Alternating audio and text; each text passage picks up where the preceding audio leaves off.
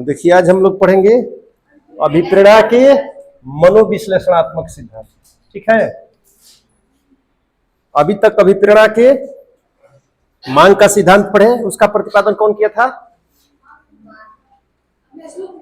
हाँ, अब्राहम था नहीं, अब्राहम मैस्लो थे। अभिप्रेरणा के मांग के सिद्धांत का प्रतिपादन कौन किया था? Abraham Maslow. मांग का सिद्धांत, मूल प्रवृत्ति के सिद्धांत का प्रतिपादन किसने किया था? मैकडूगल, है ना। मैकडूगल ने क्या कहा कि हम कोई भी व्यवहार इसलिए करते हैं कि हमारे वो मूल प्रवृत्ति में, या हम अभिप्रेरित इसलिए होते हैं कि हमारे मूल प्रवृत्ति में होता है। उसी प्रकार मैस्लो ने कहा कि हम अभिप्रेरित इसलिए होते हैं कि हमारी कुछ मांग होती है, और उसने कितने प्रकार की मांग की बात किया? 5 प्रकार की मांग किया। पहला शारीरिक या दैहिक मांग, दूसरा सुरक्षा की मांग, तीसरा सामाजिक मांग, आत्मसम्मान की मांग और आत्मसिद्धि की मांग। यही 5 प्रकार की मांग है जो आपको किसी भी कार्य को करने के लिए क्या करता है? प्रेरित करता है। अगला जो सिद्धांत है वो है अभिप्रेरणा के मनोविश्लेषणात्मक सिद्धांत, जिसका प्रतिपादन किए थे सिगमंड फ्रायड। कौन किए थे? Sigmund Freud. सिगमंड फ्रायड किए थे। अब देखिए, जैसा कि हमने चर्चा में पहले भी बता चुका था कि सिगमंड फ्रायड जो थे ये मनोविश्लेषणवाद के जनक भी माने जाते हैं, और इनके 2 सहयोगी भी थे। कौन कौन? एक थे यूंग और दूसरा जो थे एडलर। यूंग और एडलर इनके 2 सहयोगी थे, और इन्होंने क्या किया था कि पूरा जीवन को सेक्स मान दिया था। तो कुछ विचारधारा में अंतर हो गया, इसी वजह से यूंग और एडलर इन लोग क्या किए? अपने को अलग कर लिए। अब देखिए, अभिप्रेरणा में भी इनका सिद्धांत दिया गया है कि हम अभिप्रेरित क्यों होते हैं। तो इनका मानना है कि हम अभिप्रेरित इसलिए होते हैं कि हमारी कुछ मूल प्रवृत्तियां होती हैं। इसने भी मूल प्रवृत्ति की बात किया है। मूल प्रवृत्ति की बात इसके पहले कौन किया था? मैकडूगल ने 14 मूल प्रवृत्ति बताया, और बताया कि 14 मूल प्रवृत्तियां होती है जो 14 संवेग पर आधारित होती है। ठीक उसी प्रकार इसने भी बताया कि वास्तव में हम अभिप्रेरित इसलिए होते हैं कि हमारी कुछ मूल प्रवृत्तियां होती है। मूल प्रवृत्ति और दूसरा एक चीज फैक्टर जो माना वो माना अचेतन मन। ये 2 कारक बताता है, एक है मूल प्रवृत्ति और दूसरा जो है अचेतन। और ये भी आपको बता दे कि पहला ये ऐसा मनोवैज्ञानिक है सिगमंड फ्रायड, जो किसी भी व्यवहार को करने के लिए, हम व्यवहार क्यों करते हैं? अभिप्रेरक के रूप में, मतलब आपको आकर्षित किया, मतलब कुछ अभिप्रेरक होते हैं और इसीलिए हम व्यवहार करते हैं। तो पहला ऐसा मनोवैज्ञानिक है जो अभिप्रेरक पर विचार करके हमको व्यवहार करने के लिए बताया। तो इसका यह मानना है कि हमारे अंदर कुछ मूल प्रवृत्ति है, और दूसरा जो फैक्टर वो है अचेतन मन। ये दोनों कारक क्या करते हैं? उत्तरदायी होते हैं, तभी हम अभिप्रेरित होते हैं।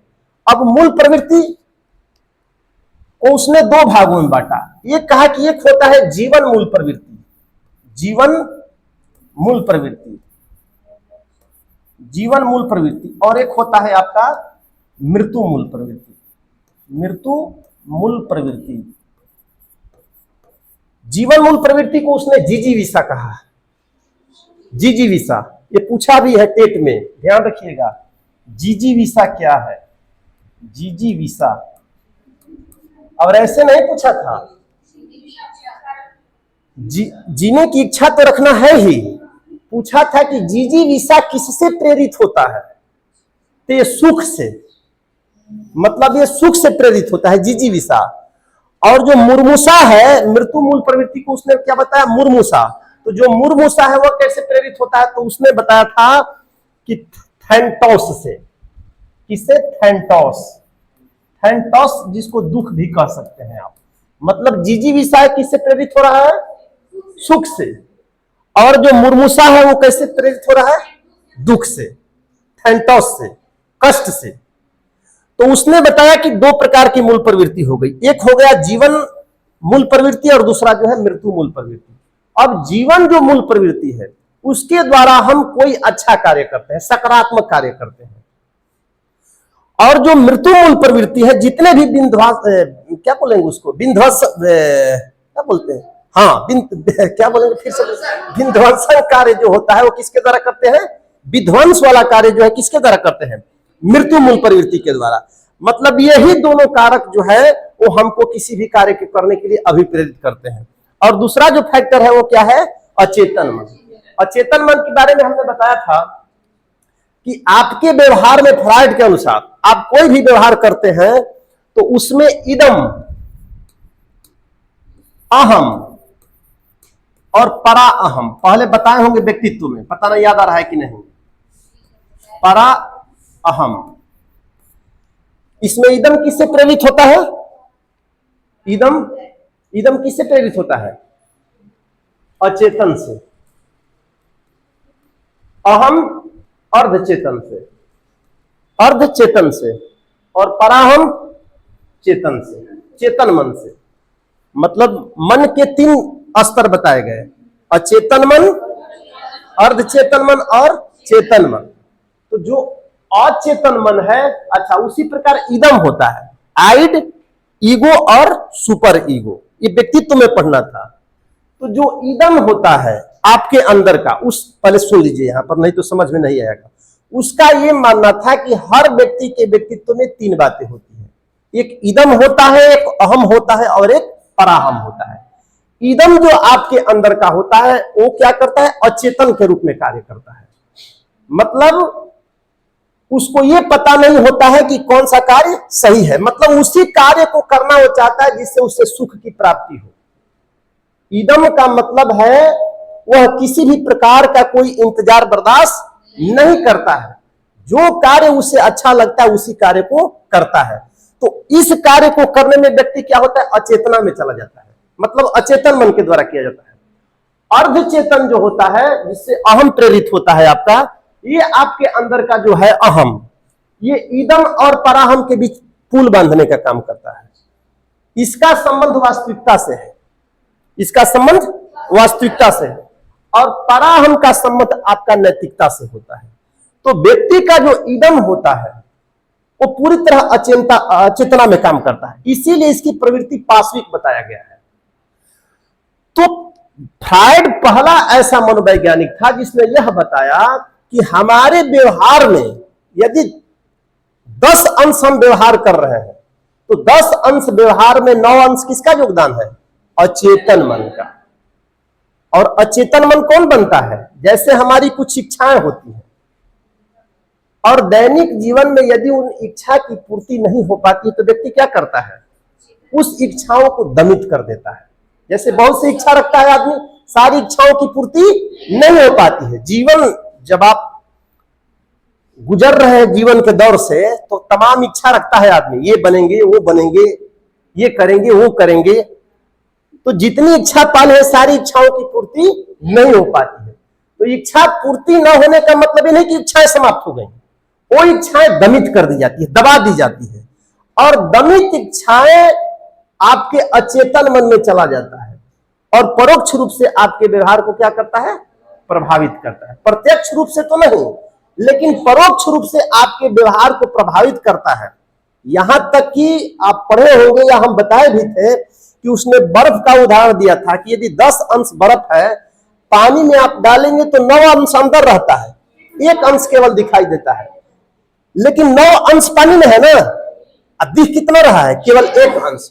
ठीक उसी प्रकार आपके व्यवहार में अचेतन मन का 9 अंश योगदान है, भले वो दिखाई दे या न दे, लेकिन परोक्ष रूप से आपके व्यवहार को क्या करता है? प्रभावित करता है। तो उसने बताया कि वास्तव में हम अभिप्रेरित इसलिए होते हैं कि पहला जो मूल प्रवृत्ति, मूल प्रवृत्ति में एक जीवन मूल प्रवृत्ति होता है और दूसरा जो है मृत्यु मूल प्रवृत्ति। जीवन मूल प्रवृत्ति के द्वारा आप सही कार्य करते हैं, सकारात्मक कार्य करता है, और जब विध्वंसक कार्य की बात आती है तो उसके लिए कौन उत्तरदायी हो जाता है? मृत्यु मूल प्रवृत्ति, जिसको मुर्मूसा कहा जाता है। क्या कहा जाता है? मुर्मूसा। और याद रखना है, जीजीविषा किसके द्वारा प्रेरित होता है? नहीं, जीजीविषा में जीवन मूल प्रवृत्ति, वो तो बात हो गया, जीजी सुख से प्रेरित होता है। और मुर्मूसा जो है किसके द्वारा? थैंटोस से प्रभावित होता है। इसको इरोस बोला गया, ध्यान रखिएगा। इरोस पूछ दिया था, इसको पूछा था कि जीवन मूल प्रवृत्ति प्रभावित होता है इरोस के द्वारा। इरोस किसके द्वारा? इरोस। इरोस मतलब सुख से। और मृत्यु मूल प्रवृत्ति जिसको मुर्मुसा कहा जाता है वो कैसे प्रभावित होता है? थैंटोस से। अच्छा लिखे हैं, थैंटोस से। थैंटोस।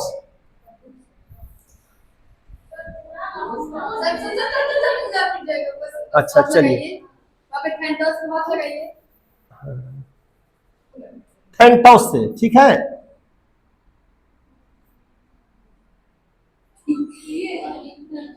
सर उस पे क्लिक किए, पेन पे क्लिक कीजिए। हाँ वहाँ पे लिखिए ना सर, फैन इसके आगे लिखिए फैन टॉस से।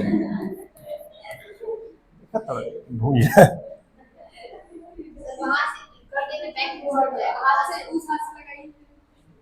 अभी दिक्कत होता है। वहाँ से बैक करने के लिए उधर एरो का चिन्ह होता है ना, वैसे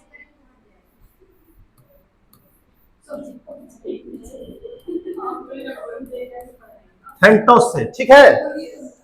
तो ये दोनों चीज, एक तो आपका मूल प्रवृत्ति और दूसरा जो हो गया अचेतन मन, ये दोनों ही कारक मिलके आपको क्या करते हैं? किसी भी कार्य को करने के लिए अभिप्रेरित करते हैं। बात समझ रहे हैं? मतलब सिगमंड फ्रायड पहला ऐसा मनोवैज्ञानिक था जिसने यह बताया कि जो अभिप्रेरक होते हैं, जो आपको प्रेरित करते हैं किसी भी व्यवहार के लिए, अभिप्रेरक होता है ना। आप व्यवहार क्यों करते हैं? तो व्यवहार को अभिप्रेरक के रूप में आकर्षित किसने किया था? सिगमंड फ्रायड ने। फ्रायड का मानना है कि हम अभिप्रेरित इसलिए होते हैं कि हमारे अंदर मूल प्रवृत्ति होता है। मूल प्रवृत्ति तो वो भी बताया था, क्या बोलते हैं, मैकडूगल ने। इसने भी बताया कि मूल प्रवृत्ति होता है और दूसरा जो होता है अचेतन। अब मूल प्रवृत्ति को दो भागों में बांट दिया, एक जीवन मूल प्रवृत्ति और दूसरा जो है जीवन मूल प्रवृत्ति के द्वारा क्या करते हैं? कोई सकारात्मक कार्य करते हैं, सही कार्य करते हैं, निर्माणकारी कार्य करते हैं। और एक होता है विध्वंसक कार्य, एक होता है निर्माणकारी कार्य जिसके द्वारा निर्माण होते हैं, सही कार्य करते हैं, सकारात्मक कार्य करते हैं। और एक ऐसा भी कार्य होता है जो नकारात्मक होता है, उसको क्या बोला? मृत्यु मूल प्रवृत्ति। तो मृत्यु मूल प्रवृत्ति को मुर्मुसा बोला गया और जीवन मूल प्रवृत्ति को मुर्मुसा, जीवन मूल प्रवृत्ति को जिजीविषा और मृत्यु मूल प्रवृत्ति को मुर्मुसा। जीवन मूल प्रवृत्ति किसके द्वारा प्रभावित होता है? इरोस के द्वारा। और मृत्यु मूल प्रवृत्ति किसके द्वारा? थैंटोस के द्वारा। दूसरा जो है वो है आपका अचेतन मन। अचेतन मन भी हमको प्रेरित करता है और वो क्या करता है? अचेतन मन परोक्ष रूप से हमारे व्यवहार को प्रेरित मतलब ये भी एक अभिप्रेरक के रूप में कार्य करता है। भले ही प्रत्यक्ष रूप से न करे लेकिन परोक्ष रूप से आपके व्यवहार को करता है। ये दोनों कारक जब मिलते हैं तो हम किसी भी कार्य को करने के लिए क्या होते हैं? अभिप्रेरित होते हैं।